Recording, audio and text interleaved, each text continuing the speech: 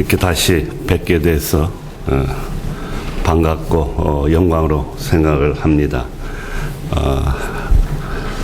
오늘 날짜가 절묘하네요. 3월 16일인데 오늘 제가 여러분에게 발표할 기독교의 성경 요한복음 3장 16절이 바로 사랑장입니다. 그래서 절묘합니다.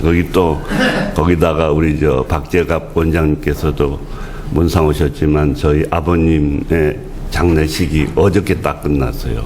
그러니까 며칠만 늦었으면 오늘 참석이 힘들지 않았을까 그런 생각을 하는데 참 저는 기독교를 믿고 있으니까 하나님의 일정이 절묘하다 그렇게 생각을 하고 있습니다. 그렇지만 오늘 제가 말씀을 드리고자 하는 것은 전혀 전도에 관계가 없다는 것을 분명히 말씀드리고, 어차피 기독교의 사랑을 얘기하려면은 성경을 들여다볼 수밖에 없고요. 성경이 기독교의 근본이기 때문에 요새는 성경만 꺼내면 상당히 싫어하시는 분들이 많은 것 같아서 그래서 먼저 말씀을 드립니다. 전혀 전도하려는 생각은 없습니다. 그러니까 양해해 주시기 바랍니다. 그러면 시작하도록 하겠습니다. 제가 영어로 썼지만 영어로 하는 게 상당히 정확한 표현이 있을 것 같아서 마크 트윈의 얘기입니다. There isn't time. 시간이 없다는 겁니다. 너무 인생은 짧기 때문에 싸우거나 사과하고 서로 가슴 아파하고 이런 것을 할 시간이 없다는 겁니다. 근데 오로지 시간이 있는데 그거는 사랑하는 시간만이 있을 뿐인데 그 사랑하는 시간도 순간이라는 겁니다. 이거는 누가 이것을 갖다가 인용을 했느냐 하면은 여러분 최근에 여기 의사 선생님들 많이 계시니까 알겠지만 그랜트 그락스타디라는 최근 하버드 의대죠? 연구소에서 나온 것인데요. 그러니까 보스턴 지역에 가난한 사람들 456명과 그리고 하버드 졸업생 268명을 1939년서부터 이거 잘못된 것 같은데 2014년까지 서로 연구해 본 결과 거기에 대한 로버트 왈딩거라는 하버드 스터디 오브 아덜트 디벨롭먼트의 디렉터가 소장이 테드에 나와서 말한 마지막 결론입니다. 그러니까 가장 분명한 메시지는 75년 동안 한 이 연구에 의하면 좋은 관계가 good relationships keep us happier and healthier. period. 그러니까 좋은 관계가 우리를 기쁘게 하고 건강하게 한다. That's it. 그것이다. 이렇게 결론을 내리고 아무리 여기 많지만 컨퍼런스를 많이 찾아다니고 키노트 스피치를 하고 블로그를 쓰고 할지라도 결과적으로 더 가장 중요한 인지할 수 있는 그러한 인디케이터는 다시 말하면 행복과 충족의 인디케이터는 결국은 사랑이다. 이런 과학적인 결과가 나왔다는 것을 먼저 말씀드리고 오늘 저의 발표를 시작하도록 하겠습니다. 그래서 오늘은 잘 아시다시피 기독교의 계명은 사랑이고 기독교의 하나님의 본질은 그야말로 사랑입니다. 그래서 그 사랑의 근거는 신학적으로 말하면 삼일째 하나님에 의하여 완성이 되고 거기에 대한 결정적인 패러다임 정거는 예수 그리스도의 희생적 사랑입니다. 그리고 기독교의 사랑은 원칙적으로 근본적으로 아가페고 그것은 자기 희생적 사랑이고 그것이 아주 고린도전서 13장에 실어서 바울 선생의 실어서 표현이 돼 있고 여기서 이제 발생하는 문제는 그런데 기독교의 사랑은 어떠한 그런 일반적인 사랑이 아니고 완전한 사랑을 완전한 사랑이신 하나님께서 완전한 사랑을 크리스찬들에게 요구하고 있기 때문에 그것이 바로 기독교인의 딜레마요, 기독교인의 과제고, 거기서부터 사실은 그것을 어떻게 해석하느냐가 오늘날까지의 기독교의 교리사 또는 신학사라고도 말할 수가 있겠습니다. 그래서 거기에 나오는 것이 이제 구약이라는 것의 핵심은 율법이고 신약이라는 성경의 핵심은 복음인데, 그 복음과 율법을 서로 이질적으로 보이는 그러한 구약과 신약을 어떻게 통전적으로 이해해야 하느냐 하는 문제를 잠깐 다루고요. 그러한 사랑의 문제에 필히 따라야 되는 것은 자스티스, 정의의 문제입니다. 기독교의 사랑은 온전한 사랑을 요구하는 동시에 그 사랑은 정의로워야 합니다. 근데 그 정의로운 사랑이 근대에 들어와 가지고 구조학이라는 개념이 대두되면서 문제는 더 심각하게 생각합니다. 소위 구조학, 사회학이 하나의 실체로서 있었을 때 기독교의 사랑을 어떻게 전개해야 하느냐 하는 것이 현대 기독교 또는 현대교회, 현대신학의 가장 큰 과제라고 할 수가 있습니다. 그래서 나타나기 시작한 것이 전통적인 신학을 비판하고 나온 해방신학, 또 그러한 해방신학이 나타남으로 말미암아 전통신학과의 이원론의 문제가 대두되자 저 같은 사람은 그것을 넘어가는 지행합일의 도회신학, 전번에 한번 제가 발표한 적이 있는데요. 그것을 이제 나타나긴 배경과 좀 내용을 약간 설명하시고 그 예로 기독교의 사랑의 또한 또 핵심은 중요한 그러한 과제는 hospitality, 환대와 겸손이다. 이러한 말을 오늘 시간이 되는 대로 한번 말씀을 드리고자 합니다. 잘 아시죠? 기독교의 핵심 사상은 사랑이고 그 사랑의 성경은 한마디로 사랑의 책이니까요. 예수께서 그 질문에 대한 대답은 마가복음 여러 복음에서 나옵니다만 22장에 보면 기독교의 가장 큰 계명이 뭐냐고 한 제자들의 질문에 대하여 예수께서는 첫째는 내 마음을 다하고 목숨을 다하고 뜻을 다하고 힘을 다하여 주 너의 하나님을 사랑하라 하신 것이요 라고 말씀하셨고, 둘째는 이것이니 내 이웃을 내 자신과 같이 사랑하라 하신 것이라. 이보다 더 큰 계명은 없느니라. 이렇게 예수께서는 기독교의 핵심적인 내용을 그러니까 핵심 사상을 요약해 주셨습니다. 그래서 기독교의 하나님은 본질적으로 사랑이라고 할 수가 있습니다. 그래서 요한복음 1서를 보면은 사랑하는 자들아 우리가 서로 사랑하자.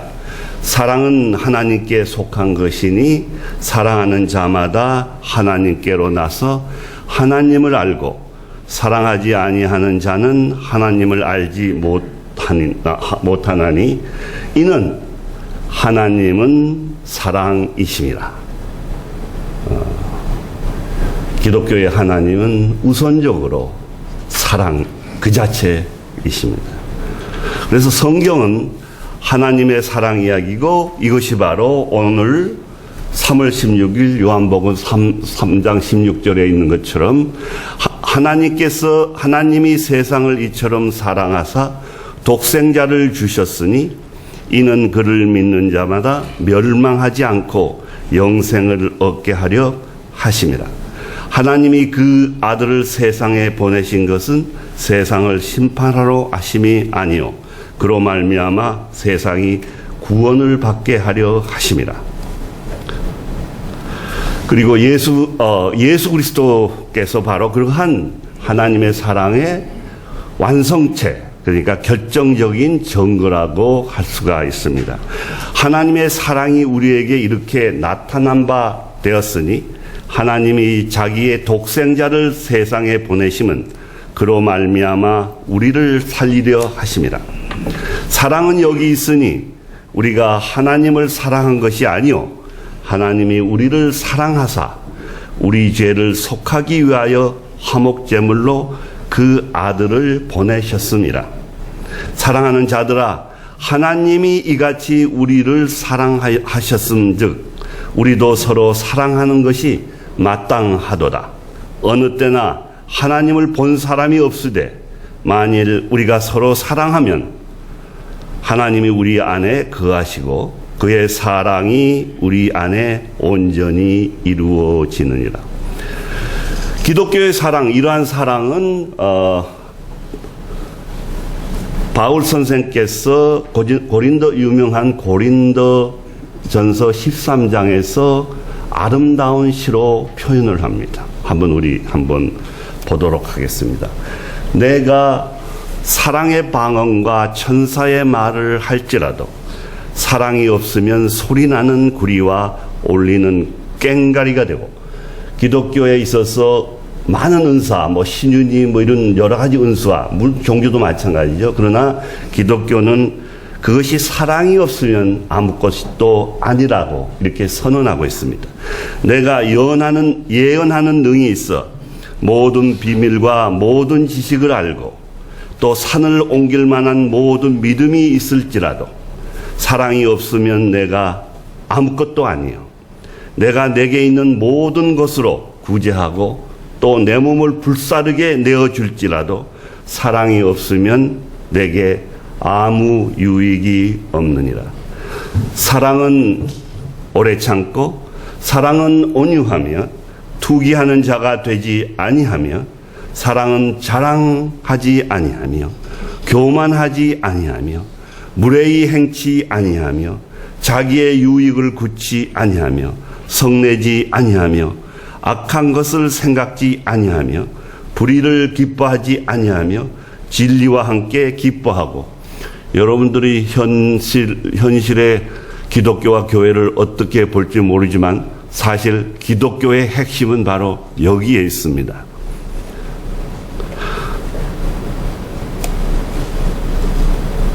사랑은 언제까지든지 떨어지지 아니하나 예언도 패하고 방언도 그치고 지식도 패하리라. 우리가 부분적으로 알고 부분적으로 예언하니 온전한 것이 올 때에는 부분적으로 하던 것이 패하리라. 내가 어렸을 때에는 말하는 것이 어린아이와 같고 깨닫는 것이 어린아이와 같고 생각하는 것이 어린아이와 같다가 장성한 사람이 되어서는 어린아이의 일을 버렸노라. 우리가 이제는 거울을 보는 것 같이 희미하나 그때에는 얼굴과 얼굴을 대하여 볼 것이요 이제는 내가 부분적으로 아나 그때에는 주께서 나를 아신 것 같이 내가 온전히 알리라. 그런즉 믿음, 소망, 사랑 이 세 가지는 항상 있을 것인데 그 중에 제일은 사랑이다. 여기 믿음, 사랑, 소망, 이것이 바로 기독교의 가장 중요한 세 덕이라고 볼 수가 있습니다. 여기서 아까 말씀드린 것처럼 기독교인의 딜레마가 나타나기 시작합니다. 이 사랑, 그것은 일반적인 우리가 알고는 그러한 사랑이 아니고 이렇게 예수께서는 직접 산상수훈에서 선포를 하십니다. 또 눈은 눈으로 이는 이로 갚으라 하였다는 것을 너희가 들었으나 나는 너희에게 이르노니 악한 자를 대적하지 말라. 누구든지 내 오른뺨을 치거든 왼편도 돌려대며 또 너를 고발하여 속옷을 가지고자 하는 자에게 겉옷까지도 가지게 하며 또 누구든지 너로 억지로 오리를 가게 하거든 그 사람과 심리를 동행하고 내게 구하는 자에게 주며 내게 꾸고자 하는 자에게 거절하지 말라. 또 이웃을 사랑하고 원수를 미워하라 하였다는 것을 너희가 들었으나 나는 너희에게 이르노니 너희 원수를 사랑하며 너희를 박해하는 자를 기도하라. 이같이 한즉 하늘에 계신 너희 아버지의 아들이 되리니 이는 하나님이 그 해를 악인과 선인에게 비추시며 비를 의로운 자와 불의한 자에게 내려주심이라. 너희가 너희를 사랑하는 자를 사랑하면 무슨 상이 있으리요? 세리도 이같이 아니하느냐? 또 너희가 너희 형제에게만 무난하면 남보다 더 하는 것이 무엇이냐? 이방인들도 이같이 아니하느냐? 그러므로 하늘에 계신 너희 아버지의 온전하신 것이, 여기는 뭐 퍼펙트로 번역을 합니다. 그러니까 완전하신 것 같이 너희도 완전하라. 이렇게 산상수훈에서 예수께서는 설파하셨습니다. 그래서 보통 율법은, 구약 성경에 나오는 율법은 보통 우리가 알고 있는 이는 이, 눈에는 눈, 그러한 자스티스를 확증합니다. 그러나 오늘 지금 방금 여러분하고 같이 읽어본 것처럼 신약은 그러한 것을 넘어서서 원수까지 사랑하는 그러한 사랑을 요구합니다. 따라서 구약에 나오는 하나님과 신약에 나오는 하나님이 언뜻 보면은 서로 대질적인 관계가 있지 않겠느냐. 이러한 문제를 가지고 신학은 오랫동안 논쟁해 왔고 지금도 사실상 논쟁하고 있습니다. 그러면 구약에 나오는 심판하시는 하나님, 신약에 나오는 철저한 사랑의 하나님, 이 두 하나님이 서로 다른 것이냐 같은 것이냐, 이러한 문제는 상당히 신학적으로 조금 복잡한 문제이기 때문에 그것을 이 시간에 설명하기는 어렵고, 단지 이 종교 계획자이기도 있었어도 루터와 깔뱅이 서로 그러한 해석에 있어서 다르다, 이렇게 보는 겁니다. 루터는 이렇게 해석합니다. 구약에 있는 율법은 우리로 하여금, 십계명이죠, 요약이, 그 십계명을 지킬 수 없는 죄인이라는 것을 확증시켜준다. 그게 구약의 역할입니다. 신약은 뭐냐? 그러한 죄인이라는 것을 구약을 통하여 알았을 때 예수 그리스도의 복음에 의하여, 하나님의 은총에 의하여 구원을 받는다. 보통 알고 있는 이것을 이제 이러한 구원론을 칭의론이라고 합니다. 하나님 앞에 의로움을 얻는다. 그래서 대개 뭐 루터 학자들은 또 다른 얘기를 하겠지만 일반적으로 얘기해서는 루터교는 그러므로 칭의론이 강조되는, 구원이, 그러니까 칭의론이 강조되는, 그래 따라서 사회적인 그런 문제에 있어서 상당히 그 약한 부분, 다시 말하면 개인 구원의 문제에서 끝날 수 있는 가능성이 있다고 말들을 합니다. 물론 뭐 학자들에서는 여러 가지 논란이 있습니다만은, 그러나 깔뱅은 좀 다릅니다. 그것이 아니라 복음이 먼저고, 그러니까 루터 같은 경우에는 율법이 먼저입니다. 율법을 알고 복음에 의하여 구원받는다, 이렇게 되는 겁니다. 그러나 깔뱅에 있어서는 복음이 먼저고 복음 안에 율법이 있고, 따라서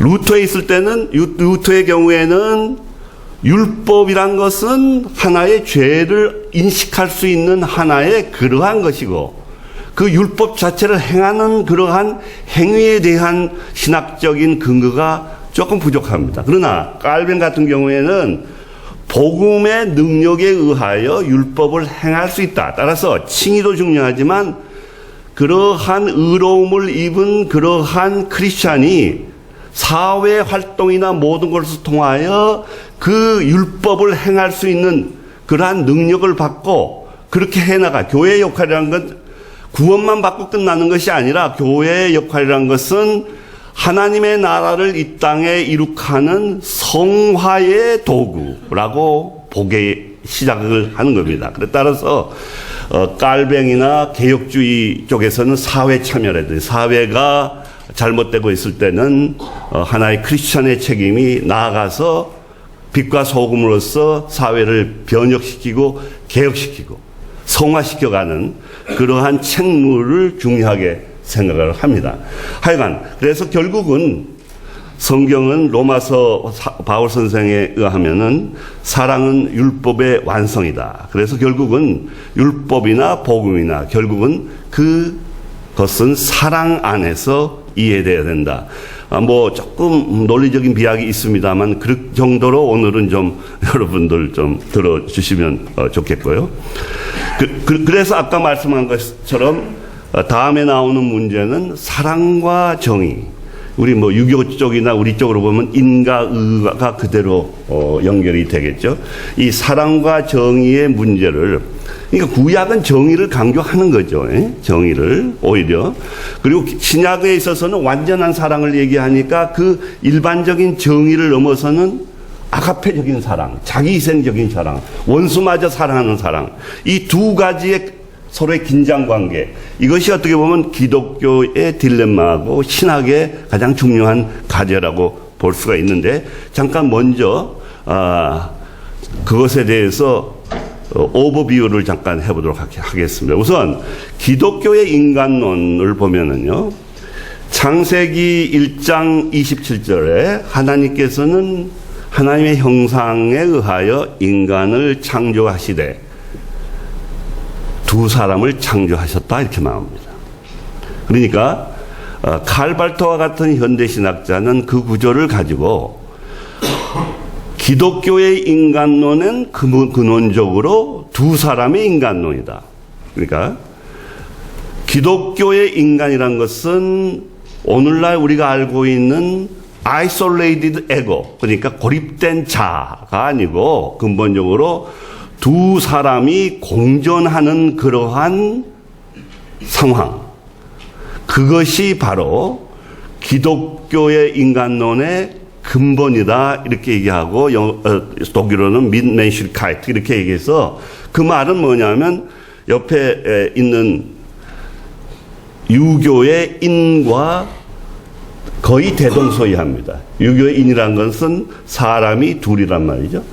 유교의 인도 결국은 두 사람이 평화스럽게 살 수 있는 사회의 형성, 이것이 결국은 유교의 전체 프로젝트라고 얘기할 수도 있고, 마찬가지로 기독교의 전체 프로젝트도 두 사람이 공존하면서 서로 상생하면서 살아갈 수 있는 그러한 사회, 그러한 것, 이러한 것이 어떻게 보면 그것이 바로 기독교의 인간론의 핵심이라고 볼 수가 있습니다. 그러나 그것이 이제 우리 동양적인 유교적인 설명을 하면 조금 더 쉬울 것 같아서, 그러한 사랑은 결국은 채고, 그 채가 이루어지기 위해서는 자스티스가 있어야 된다.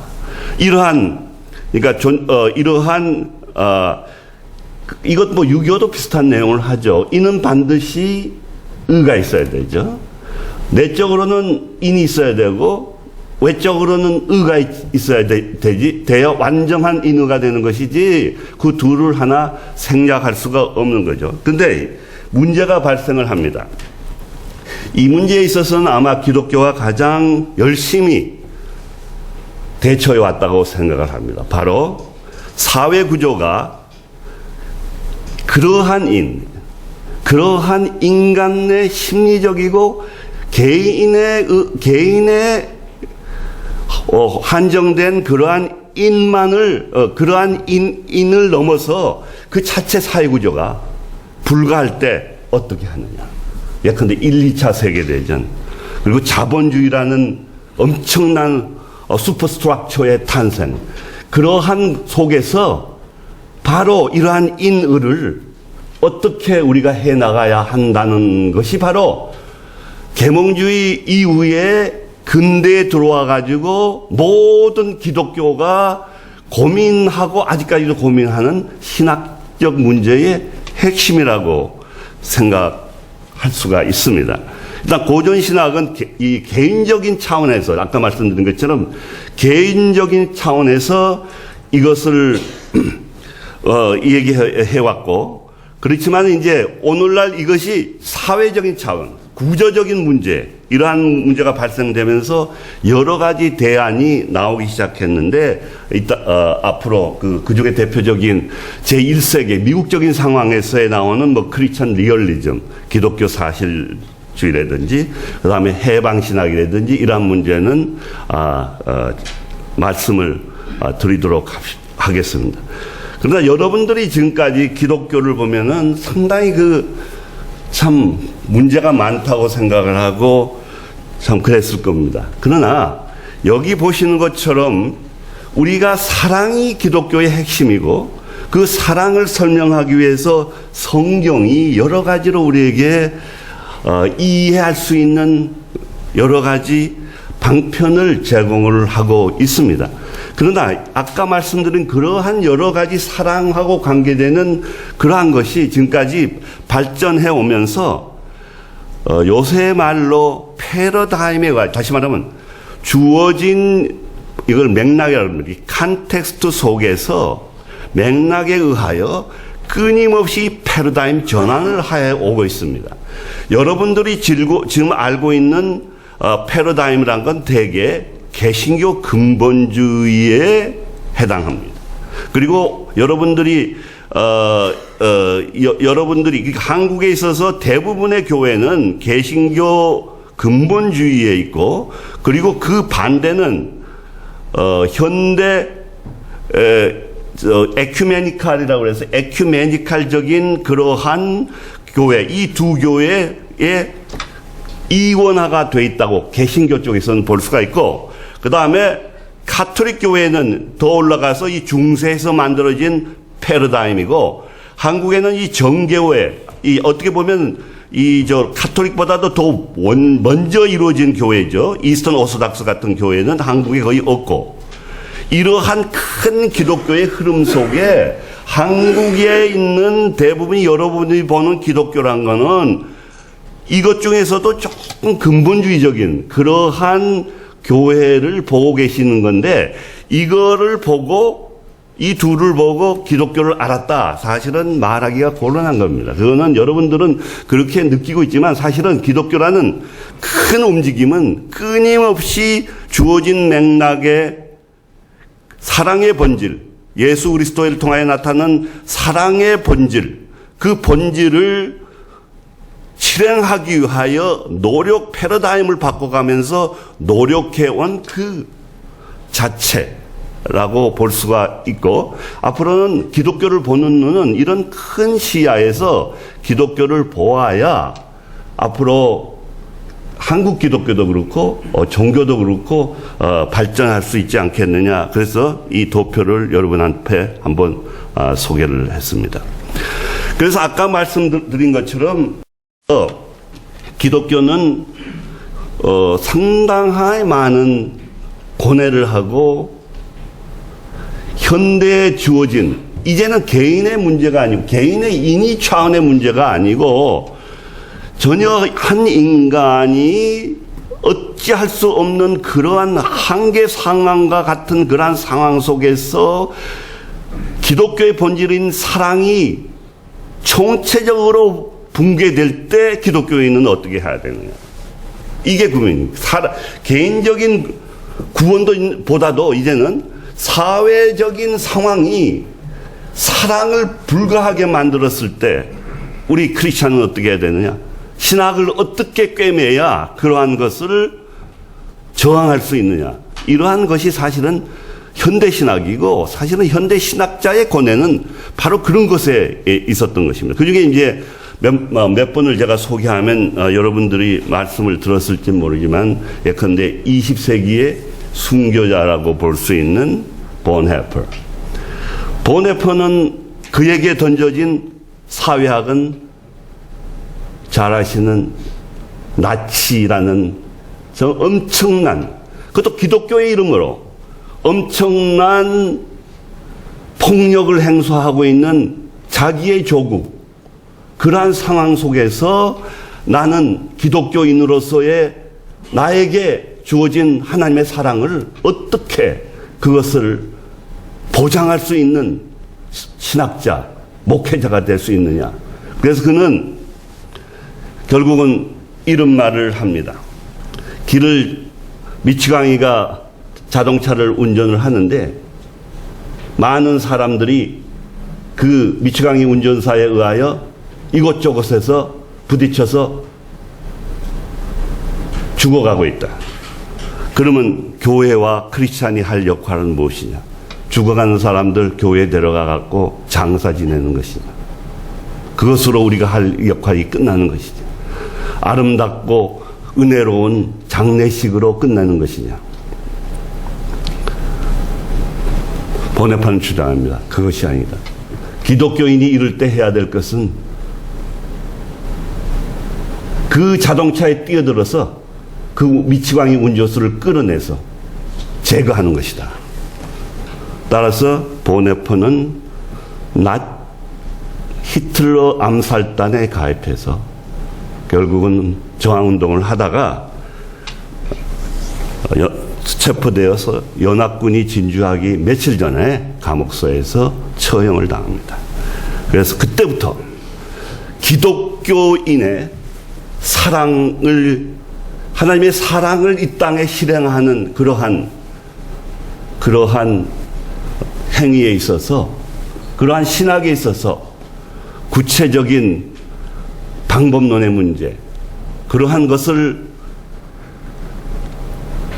설명하기 위한 신학적인 문제가 대두되기 시작했고, 말씀드린 대로 그것이 지금까지 이루어지는 신학자와 교회의 고뇌라고 볼 수가 있겠습니다. 그러니까 이러한 상황 속에서 결국 미국이란 상황 속에서 또 이러한 문제를 고뇌한 사람이 있는데, 그 사람이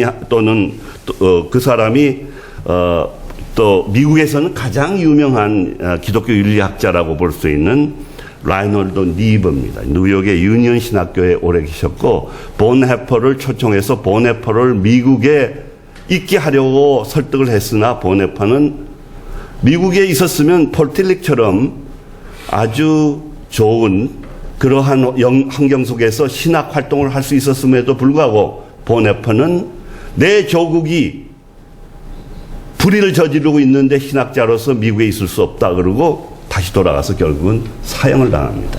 이러한 것이 20세기의 신학의 고민이고 20세기 기독교가 그러한 과정을 겪어가고 있다는, 이걸 알아야 사실은 20세기, 21세기 기독교를 아는 건데, 한국 교회와 한국 기독교에서는 이러한 사실조차도 아는 사람들이 많지 않다는 것은 상당히 좀 문제가 있다. 그렇게 생각을 하고 있습니다. 라이널 리버 같은 경우에는 미국에서는 이제는 심리학적인 종교, 심리학적인 기독교, 그러니까 인이 뭐 이런 걸로 해서 개인적인 차원에서, 예컨대 뭐 고린도전서 13장 그것을 개인적인 차원에서 뭐 사랑은 어떠고 사랑을 하고, 그러한 것은 이미 이 사회 자체가 개인으로서는 감당할 수 없는 structural evil, 구조적인 악이 지배하고 있기 때문에, 예컨대 1, 2차 세계대전 파시즘, 이건 파시즘이 다시 시작하고 있죠, 여러 군데서. 그리고 자본주의라는 그 엄청난 시장경제라는 그 엄청난 체제. 그래서 이러할 때 소위 산상수훈을 믿고 완전한 기독교의 사랑을 따라야 하는 크리스찬이 해야 될 방안은 무엇이냐. 이제 고뇌를 하면서 내놓은 것이 바로 크리스찬 리얼리즘입니다. 크리스찬 리얼리즘은 뭐냐. 성경을 보면 이러한 말이 나옵니다. 비둘기처럼 평화롭되 뱀처럼 지혜로워야 된다. 우리의 기독교의 사랑의 알티미스는 최종적인 목적은 아가페, 자기 희생적인 사랑이지만, 그러나 이 일상의 삶, 이 사회적으로 개인의 차원을 넘는 사회학의 구조 안에서 이것을 우리가 실행해 나갈 때는 뱀처럼 지혜롭기 위해서는 justice, 정의가 기준이 되어야 된다.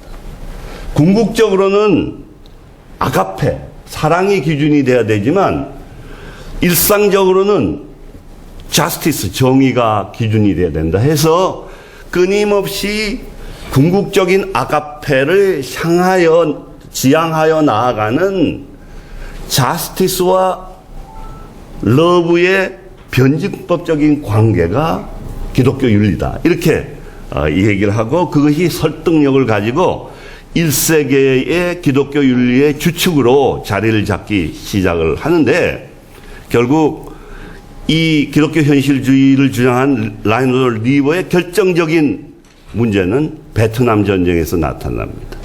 베트남 전쟁에서 리버는 미군이 베트남을 침략하는 것을 지지합니다. 결국은 그러한 리버의 그러한 행위는 엄청난 비판을 받기 시작하고 그래서 나타나기 시작하는 여러 가지가 이제 남미의 정말 1세계 미국과 유럽을 중심으로 인구는 세계의 한 소수의 한 10%도 안 되는 그 인구가 세계의 모든 자원의 8, 90%를 사용하고 남미는 특히 미국이라는 대시장에 하나의 종속된 경제 속으로서 가난을 면치 못한 이런 구조악 속에서 기독교는 어떻게 해야 되느냐. 이 속에서 사랑은 온유하며 이러한 것이 결국은 하나님의 완전한 사랑을 우리가 기독교인이 하는 것입니다. 그래서 결국은 해방신학이라는 엄청난 20세기 최고의 기독교 혁명운동이 일어나게 되는 것입니다. 성경을 다시 살펴보자. 성경이 1세계적인 부자를 위한 복음이냐? 따지고 보면 성경은 가난한 자에게 그야말로 물리적으로 가난한 자에게 복이 있다고 설명했을 뿐만 아니라 부자는 하늘 아래에 가는 것은 낙타가 바늘기 어떻게 보면 들어간 것처럼 어렵다 그렇습니다. 산상수훈에 나오는 예수님의 복음은 가난한 자에게는 복음이지만 부자에 대해서는 저주에 가까운. 그렇다면은 과연 지금 기독교가 뭐냐? 사랑을 얘기하고 있지만 결국은 백인, 사제, 부르주아 이러한 1세계적인 풍요 속에 있는 그러한 사람들을 위한 수호신이 아니었느냐? 이 수호신은 만몬의 신이지 이거는 기독교의 신이 아니다 이렇게 나오는 거죠. 그러니까 1세계 교회에는 참다운 신약 성경 산상수훈에 나오는 복음은 없다. 더 이상 구조하게 대항하기 위해서는 단순한 심리적인 신학, 사랑의 찬송과 같은 그러한 것으로는 부족하고 이제는 구체적인 시장 경제의 문제점을 분석해서 그것에 대한 대학을 마련하는 그러므로 말미암아 사회 자체의 스트럭처, 인프라스트럭처, 슈퍼스트럭처를 붕괴하고 새로운 하나님의 나라에 알맞는 새로운 이데올로기, 구체적인 이데올로기, 이념을 갖춘 그러한 소셜 플랜을 준비해야 된다고 해서 나타난 것이 해방신학이고 한국에는 해방신학이 민중신학, 여기 최수일 총장님 계십니다만, 지금 목사님이지만, 총장님 계십니다만은 그 한국적인 상황 속에서, 한신대를 중심으로 해서, 민중신학이라는 운동이 비슷하게 나타나고, 아시아에서 이제 나타나기 시작을 하죠. 이건 제가 이제 물론 아까 말씀드린 것처럼 성경에서 나오는 증거를 제가 이미 말씀드렸으니까 그래서 이제 각 곳에서 현대 신학 운동이 일어나기 시작합니다. 남미의 절대 빈곤 상태에서 남미 해방 신학, 그다음에 성차별, 이 젠더의 문제가 이제 해방 신학의 여파로서 어떻게 보면 해방 신학이 기독교에 있어서는 기독교의 복음인 사랑을 해석하는 데 있어서 가장 큰 20세기의 물줄기였다고 본다면은 현실적으로 봤을 때는 사실은 가장 큰 개혁은 여성신학에서 나타나죠. 인구의 반을 차지하는 여성들이 그동안의 사랑의 이름으로, 기독교의 이름으로 핍박당했다는 것이 역사적 사실이죠. 조그만 유럽에서 똑똑해도 마녀로 몰려서 마녀사냥을 당했고, 조금만 똑똑하면 무조건 마녀로 불태웠던 것이 사실이거든요. 제가 좀 과장을 합니다만, 이러한 아직까지 무슨 이유였는지도 여성은 사제도 될 수가 없고 하는 등등의 이러한 문제.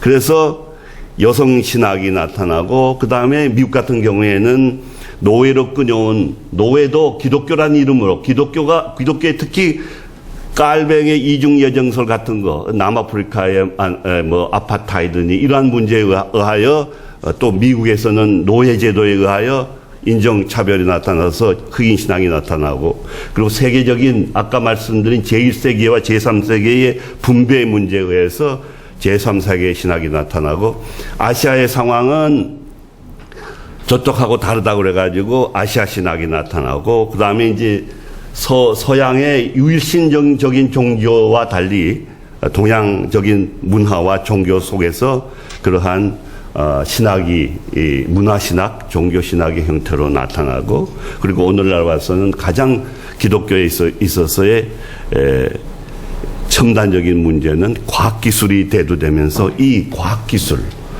특히 오늘날 있어서는 인공지능의 문제라든지 트랜스휴머니즘이라든지 포스트휴먼의 문제라든지, 이것은 브레인 사이언스 문제라든지, 이것은 첨단적인 그러한 과학신학의 문제라고 볼 수가 있습니다.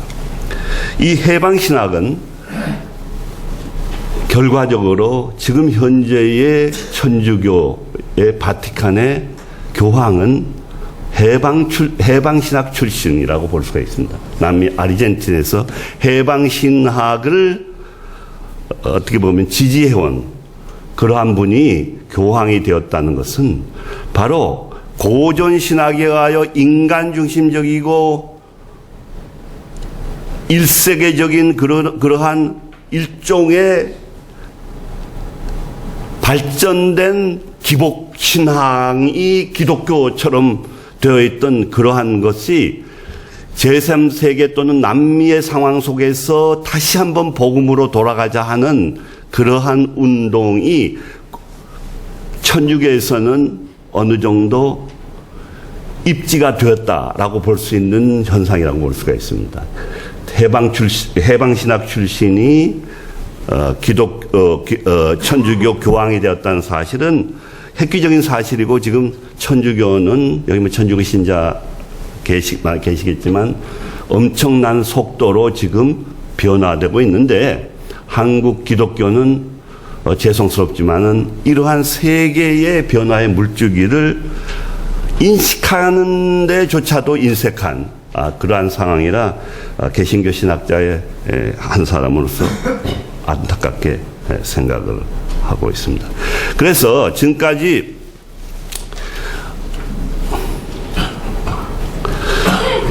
지금 오늘날 세계 신학의 판도를 보면은 그러한 아까 말씀드린 로고스를 중심으로 한 고전신학, 그래서 시올로지라고 얘기하는데, 되게 보면 시올로지의 로지는 로고스에서 나오는 말이라고 볼 수가 있죠. 그래서 결국은 신학이 기독교라는 것이 사랑을 실천하는 것인데, 그 사랑의 실천이 신을 로고스로 이해하는 히랍 사유의 틀에 들어감으로 말미암아 이론화되고 교리화되고 교조화되게 되었다. 따라서 어떻게 보면 사랑의 그 자체에 대한 실천보다는 정통이, 오소닥시가, 정통성이 더 강조되는 그러한 것에 지금까지 오랫동안 기독교가 빠져 있었고, 거기에 대한 반작용이, 안티테제가 어떻게 보면 설명드린 로고스가 아닌 실천, 그 실천을, 복음이, 예수님이 로고스라는 이러한 교리나 그러한 것을 설파하신 것이 아니고 예수님께서는 이 하나님의 사랑을 실천하는 실천을 보여주셨기 때문에 바로 복음은 그러한 이론이 아니라 행위라는 그러한 것이 해방신학의 핵심이고, 그래서 해방신학은 전통이 아닌 행위, 그래서 보통 오소 프랙시스 그럽니다. 오소닥시가 아닌 오소 프랙시스. 그래서 고전신학은 전통을 강조하고 해방신학은 해방의 행위를 강조하다가 보니까 결국은 오늘날 그것을 저희 같은 입장에서 보면은 결국은 히랍 사유의 틀, 서양의 사유의 틀에 이론과 실천의 이원론, 우리로 말하면 지와 행의 분리, 이것이 결국 오늘날의 기독교 신학의 문제점이다. 저는 이제 그렇게 주장을 하면서 결국은 지행합일이 한마디로 도다, 그렇게 얘기하면서 결국 성경을 읽어봐도 예수께서 로고스와 프랙시스라고 얘기한 적 없고, 그거는 그 후에 히랍적인 사회의 틀 속에 신학자들이 만들어낸 신학이고, 사실은 예수께서 성경에서 말씀하신 요한복음에 의하면 4장에 의하면 나는 길이요 진리요 생명이다 라고 얘기했을 때 그것은 예수님이 얘기하신 것인데, 그때 길은 히랍어로 호도스인데, 이 호도스란 말은, 나중에 호도스란 말은 뭐 어디서 나오냐면 사도행전에서도 호도스라는 말이 나오는데, 그 호도스는 뭐냐면 기독교라는 크리스찬이티라는 말이 나오기 이전에 사람들이 그러한 크리스찬들을 불렀을 때 뭐라고 했냐면 예수의 도를 따르는 자, 예수의 호도스를 따르는 자. 우리는 예수의 도라고 번역이 되어 있습니다. 그렇게 봤을 때 이제는 그러한 로고스나 프렉스라는 그러한 개념보다는 도의 개념으로 다시 새 판을 짜야 한다. 그러한 것이 이제 저의 주장이고, 그래서 저는 정행을 넘어서 정도가 앞으로 기독교의 사랑을 설파하는 신학의 베이직 패러다임, 베이직 프린시플이 되어야 된다고 주장하는 입장에 있는 것입니다. 그래서 믿음, 소망, 사랑, 그것이 고린도전서 13장에 나온 핵심적인 그러한 내용인데, 믿음은 바로, 그래서 사실은 이 신학의 고전적인 정의는 믿음으로 추구하는, 믿음으로 시작한 이해의 추구입니다. Fides qualis intellect, faith seeking understanding이라고 그러고, 거기에 대하여 해방신학은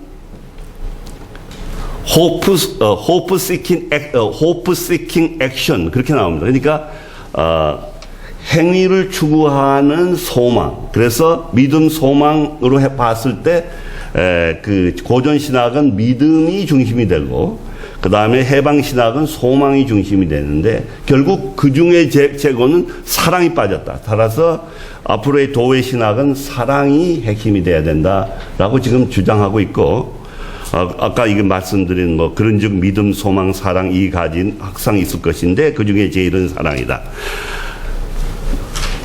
라고 말씀드린 것을 다시 한번 여기서 얘기를 합니다. 그래서 제가 이제 최근에 5월 달에 그동안 이제 제가 연구한 것을 영어로 이제 출판해서 오비스라는 곳에서 이제 도회신학이라는 것으로 나오는데, 지금 20년까지 제가 이것을 지금까지 발표해 왔는데 상당히 뭐 일부분 소수 신학자들만 이것을 받아들였는데, 최근에는 오비스라고 꽤 알려진 출판사에서 출판하기로 얘기를 했을 뿐만 아니라 상당히 반응이 좋습니다. 그래서 앞으로 도회 신학이라는 것이 가능성이 보여지지 않겠느냐. 그래서 이제는 특히 한국 종교, 특히 그 유교로부터의 많은 배움이 필요하다고 그렇게 생각하고 있고, 그래서 이 도회 신학에 있어서 사랑에 있어서 가장 근본적인 문제 제시 중에 하나를 예로 보면은 기독교의 아까 말씀드린 것처럼 가장 핵심적인 주장이 뭐냐면 이웃을 내 몸처럼 사랑하다. 이게 문제가 된다는 얘기예요. 이게 결국은 이게 골든룰인데, 이게 황금률인데, 긍정적 황금률인데, 이웃을 내 몸처럼 사랑하다 보니까 내가 사랑하는 식으로 남도 사랑해야 된다는 것이 나오고 있어요. 내 식으로. 남자가 사랑하는 식으로 내 몸처럼 여자도 사랑해야 된다. 서양인이, 백인이 사랑하는 방법대로 황인종, 동양인도 사랑해야 된다. 결국은 이러한 사랑의 긍정적인 황금률은 결과적으로 하나의 제국주의. 결국 선교사들이 와가지고 우리의 종교 문화는 전혀 모른 채 그들의 방식으로 사랑하는 방법을 해라라고 한 그러한 것이 어떻게 보면 근본주의의 가장 근본적인 문제가 될 수도 있는 것이죠. 따라서 그러한 문제에 대한 문제. 그래서 학자들은 바로 그러한 것이 인식론적인 교만 그리고 윤리적인 휴브리스였다고 주장을 하면서 그러한 긍정적인 황금률보다는 부정적, 우리 유교에서 특히 얘기하는 부정적 황금률, 내가 원하지 않은 것을 남에게 원하게 하지 말라. 이거 성경에 나오는 말씀입니다. 이러한 문제를 지적하고 있고, 그 다음에 결국 기독교의 핵심은 환대다, 하스피탈리티다. 결국은 그것은 모든 사람들, 모든 종교, 모든 것을 포용할 수 있는 그러한 것이지, 기독교라는 어떠한 독특한 로고스, 독특한 교리, 뭐 그러한 것 속에서 다른 것을 잘라내고 배타하는 행위가 아니고, 한국에 있어서 크리스찬은 어떻게 보면 이 모든 종교를 포용할 수 있는 그러한 환대가 뭡니까? 결국은 마태복음 25장에 나오는 것처럼 마지막 심판의 날에 예수께서 양과 염소로 갈르는데 하는 말이, 양으로 천국을 가는 분이고 그렇지 않으면 천국을 가지 않는 분인데, 너는 내가 어렵고 힘들 때 나를 돌봐주고, 너는 내가 힘들고 어려웠을 때 나를 돌보지 않았다 그래서 이렇게 갈라내는데, 그래서 이제 물어보니까 내가 어느 때 예수님을 돕지 않았습니까 하니까 하시는 말씀이, 아픈 자나 감옥에 있는 자나 힘든 자를 돌보지 않았기 때문에 너는 나를 돌보지 않았다. 뭐 이런 얘기를 하십니다. 그러니까 기독교에 있어서 가장 핵심적인 내용은 모든 사람을 포용하고 하는 그러한 것이다 라는 것을 다시 한번 재해석해서 오늘날 환대신학이 상당히 특히 아시아적인 상황 속에서 특히 이웃 종교와 관계에 있어서도 환대신학의 필요성이 되고 있습니다. 그래서 결국은 지금까지 기독교가 상당히 교만했다. 그래서 앞으로 이 사랑이 본질인 그러한 기독교가 되기 위해서는 무엇보다도 황골타태해서 겸손이 앞으로의 덕목이 되어야 된다. 뭐 이런 주장을 하고 있습니다. 좀 두서없는 말씀을 드렸지만 이상으로서 제 발표를 끝내도록 하겠습니다. 감사합니다.